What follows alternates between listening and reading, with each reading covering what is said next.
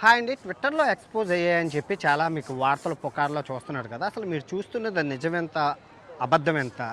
అసలు చైనా దారుణమైన నిజాలు. ఈ చైనాలో ఉన్న క్యాస్ట్ సిస్టమ్, తర్వాత అంటరానితనాన్ని, దారిద్ర్యాన్ని, నిరుద్యోగాన్ని అన్నీ మీకు ఈరోజు చెప్తాను. ఫస్ట్ ఒక లైక్ కొట్టండి. బ్యాక్‌గ్రౌండ్ బాగుంది కదా! ఓకే.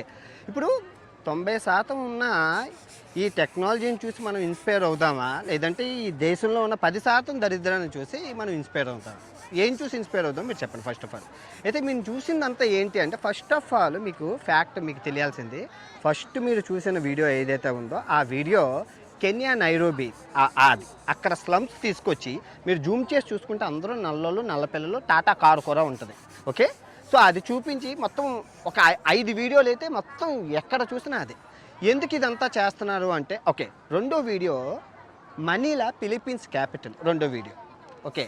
మూడో వీడియో ఫిలిప్పీన్స్ దేశంలో స్లమ్స్ అవి మీరు జాగ్రత్తగా చూస్తారు. ఇంక మిగతావి ఎప్పుడో తవ్వకాల్లోని కరోనా టైంలో బయటపడినా అవి అనుకోండి, అది పక్కన పెట్టండి.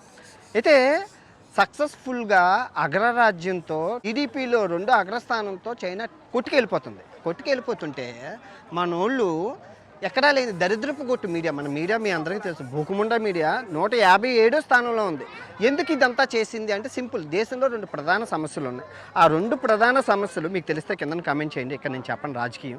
ఆ 2 ప్రధాన సమస్యల్ని తప్పించడం కోసం సడన్గా ఎక్కడా లేనిది చైనా క్రాకింగ్ చేసాము, అవి చేసాము, ఇవి చేపాను, ఫేక్ వీడియోలు మీరు ఎక్కడ చూడండి అవి ఫేక్.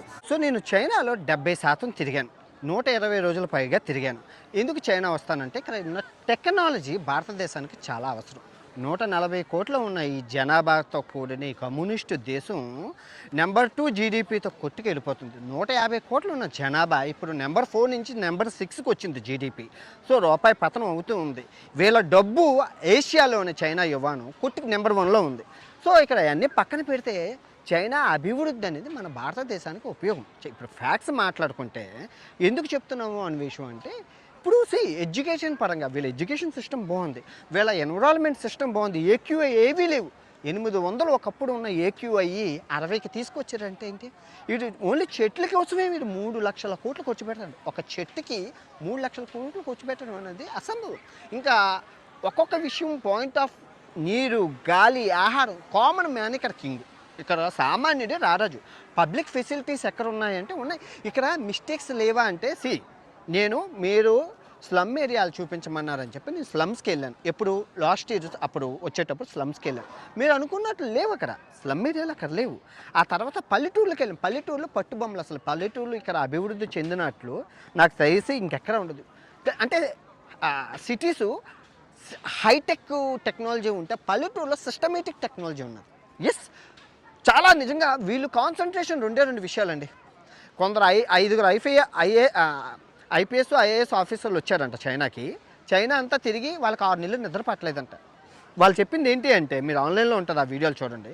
ఎడ్యుకేషను, అగ్రికల్చర్ మీద వీళ్ళ కాన్సన్ట్రేషన్. అవును, వీళ్ళ చదువుకి $1 ట్రిలియన్ ఖర్చు పెడుతున్నారబ్బా.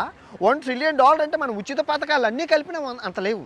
95 లక్షల కోట్లు ఒక్క చదువుకో. వీళ్ళకి తెలుసు చదువుకుంటూ వస్తాను. ఒలింపిక్స్లో మెడల్స్ మీరు చూసుకుంటేనే మీకు అర్థమవుతుంది వీళ్ళ ఘనత. ఇక్కడ చైనాని పొగడడం కాదండి, మనకి చైనా అవసరం చాలా ఉంది. ఫ్యాక్ట్ ఏంటంటే మనం చైనాని చూసి చాలా నేర్చుకోవాలి. ఇప్పుడు శత్రుదేశమైనా మంచిని చూసి నేర్చుకోవాలి. ఇప్పుడు 90% ఉన్న టెక్నాలజీని, అభివృద్ధిని, టెక్నాలజీని చూసి నేర్చుకోండి అంటే లేదో 10% ఉన్న దరిద్రం. ప్రతి దేశంలో దరిద్రాలు ఉంటాయి.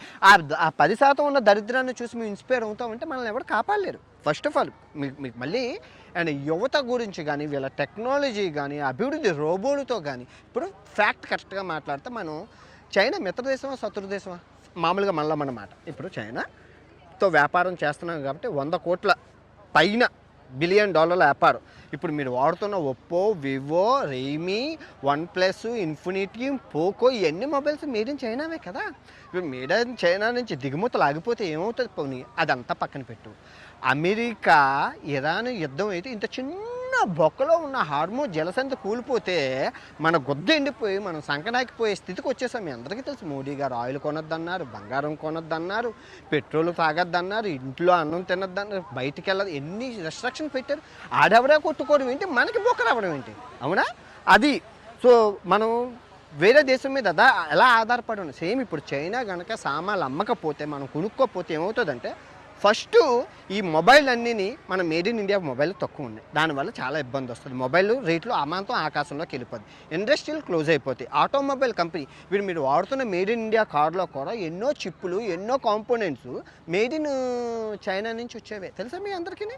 ఆ తర్వాత ఏంటి ఫ్యాక్టరీ కంపెనీలు ఇవి పోతాయి. ఎన్నో టెక్నాలజీ అదంతా పక్కన పెడితే మెయిన్ భారతదేశానికి ఆయువు పొట్టైన మెడికల్ ఏదైతే ఉందో మెడిసిన్లో ముడి పదార్థాలు ఏవైతే ఉన్నాయో అవి మేడ్ ఇన్ చైనా నుంచి వస్తాయి. మీకు తెలుసా?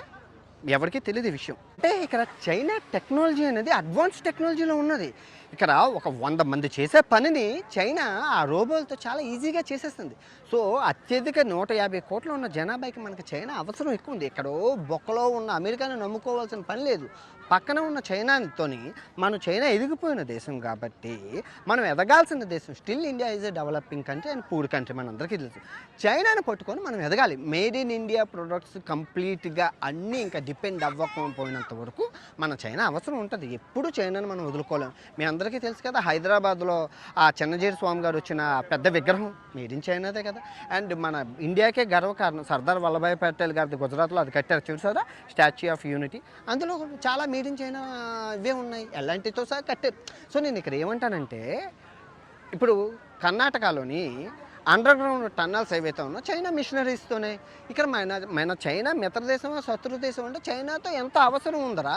సో మరి శత్రు దేశం ఎలా క్రియేట్ ఈ మీడియా బోకుముండా మీడియా తిని ఖాళీగా పని పాట లేని made in China Oppo Vivo Realme red ఫోన్లో మెసేజ్లు చేసే బోకుముండా నా కొడుకులు వాళ్ళు యుద్ధాన్ని క్రియేట్ చేస్తున్నారు. ఒక యుద్ధం ఆగిపోయిందంటే ఇంకో యుద్ధం, పని తిన్నిన దరక్క అంటే ఇంకేం లేదు. ఎంప్లాయ్మెంట్ లేకపోతే ఇలాగా చైనాలో సిగ్గు లజ్జ ఉండాలి. చైనాలో క్యాస్ట్ సిస్టమ్ ఉండడం ఏంటి?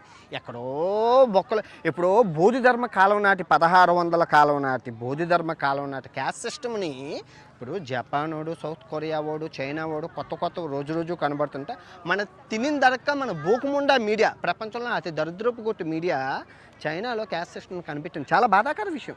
అది మన పిల్లలకి చైనాలో క్యాస్ట్ ఉందంట, అయితే మన ఇండియాలో కూడా ఉండడం తప్పులేదు అని అభద్రత.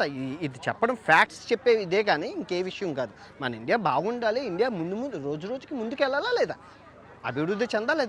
మళ్ళీ మన మాట చెప్తున్నాను, ఇండియా ముందుకెళ్ళాలని మనకి ఉందా?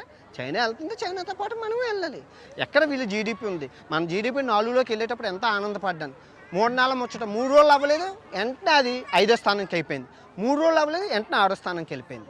చైనా జపాన్లు ఈ 2 ప్రపంచానికి మార్గదర్శకాలు. ఎందుకంటే పని రాక్షసులు వీళ్ళు. చైనా వాళ్ళు నమ్మే సిద్ధాంతం ఒకటే, ఏదైనా ఖాళీగా ఉంటే అక్కడికి వెళ్ళి ఎంప్లాయ్మెంట్ని సృష్టించుకుంటారు.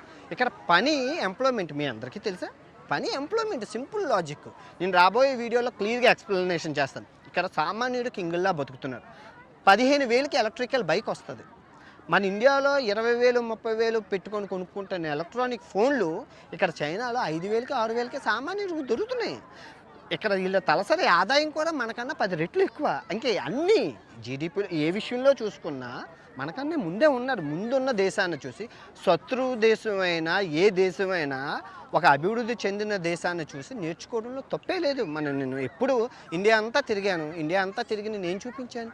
గుళ్ళు గోపురాలు అభివృద్ధి.